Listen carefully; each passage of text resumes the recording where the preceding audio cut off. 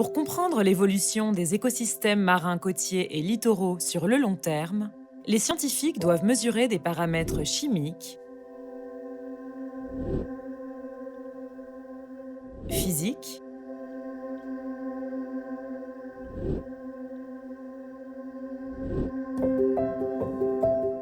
biologiques dans ces environnements avec des équipements de pointe.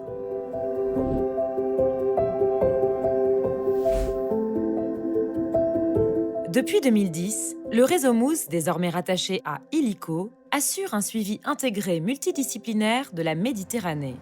Comme les étudiants qui ont été sélectionnés pour embarquer, l'équipe MOOS vous invite à monter à bord d'une campagne annuelle de suivi. J'avais vraiment une envie de découverte. Découvrir comment ça se passe vraiment sur le terrain. Approcher de plus près l'objet que j'étudie, du coup l'océan. 3, 2, 1.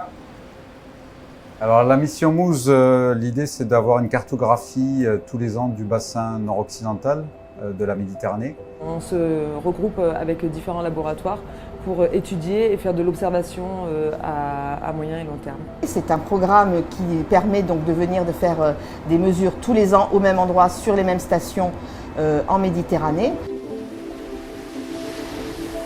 Donc on a des mouillages qui sont sur des sites en point fixe et qui mesurent à différentes profondeurs, comme la température, la salinité, l'oxygène, les courants, qui nous permettent vraiment d'avoir un suivi vraiment assez fin, haute fréquence, des changements des masses d'eau.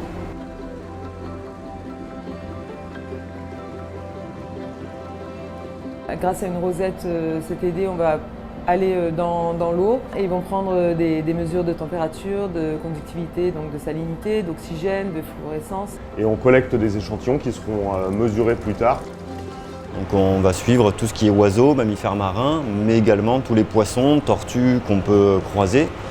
Et on note également les activités humaines, donc les déchets, les bateaux, les bouées de pêche. Voilà. En gros, tout ce qu'on voit qui n'est pas noté sur les cartes marines, on le note.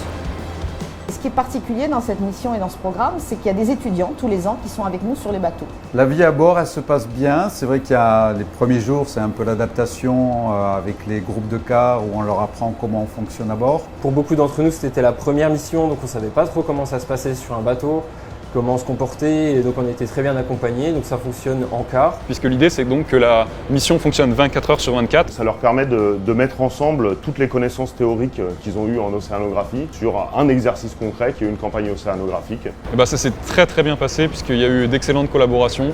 Dès l'instant qu'on avait une question, on pouvait aller demander à quelqu'un et on avait la réponse. Et c'est toujours très agréable d'avoir les étudiants à bord.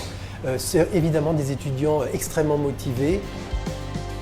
Le meilleur souvenir, je dirais que c'était la tempête. Je pense que c'est les levées et les couchers de soleil. Le meilleur souvenir, c'est vraiment le partage avec tout le monde. C'est vraiment ça qui m'a marqué. C'était vraiment une aventure humaine avant tout. C'est clair que depuis 10 ans, on voit l'eau se réchauffer, quelques dixièmes de température pour l'eau, c'est plusieurs degrés pour l'atmosphère et c'est vraiment inquiétant. On essaie de comprendre l'impact du phénomène de convection profonde en Méditerranée et comment ça impacte les structures des communautés. Et les impacts que ça peut avoir sur les phénomènes météorologiques à l'échelle régionale et hydrologique. Si ça continue avec ce réchauffement, on pourra avoir une diminution des teneurs en oxygène, comme en mer Baltique, d'ici 30 ans, dans les eaux intermédiaires de 300-500 mètres de profondeur. Et donc là, vraiment, on aurait un changement assez drastique sur l'écosystème marin qui pourrait être irréversible. On sait que déjà l'année prochaine, la campagne est programmée, donc on essaye d'avoir dans ce programme une vision long terme. Tous les ans, on vient au même endroit pour répéter nos mesures, pour justement pouvoir mesurer ce qui se passe et comment ça évolue. Donc finalement, c'est excitant de se dire qu'on va participer à ce mouvement d'observation à long terme en fait. L'observation de la Méditerranée et des océans se fait avec de nombreux partenaires européens et internationaux. Il en résulte à la fois une grande masse de données, mais avec toujours des lacunes, et aussi une grande disparité de dispositifs.